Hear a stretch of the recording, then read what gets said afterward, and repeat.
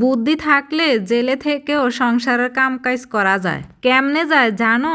আমার বাবা আমারে জেলে চিঠি পাঠিয়ে বলে যে বাবা আমি খুব অসুস্থ, এবার আমি জমিতে আলু লাগাইতে পারবো না, তুই আসলে একবারে জমিতে আলু লাগাবো।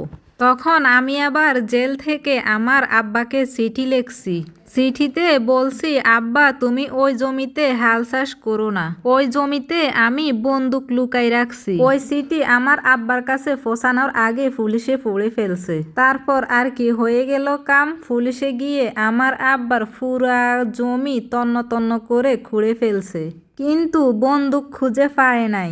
তখন আমি আবার আমার আব্বারে জেলে থেকে চিঠি লিখলাম, জেলে থেকে বেশি কিছু করতে পারলাম না, এবার তুমি নিশ্চিন্তে আলু রোপণ করতে পারো। আমার আব্বা আমার বুদ্ধি দেখে তো অবাক। তখন আমার আব্বা বুদ্ধিটা কাজে লাগাইলো আর আলু চাষ করলো।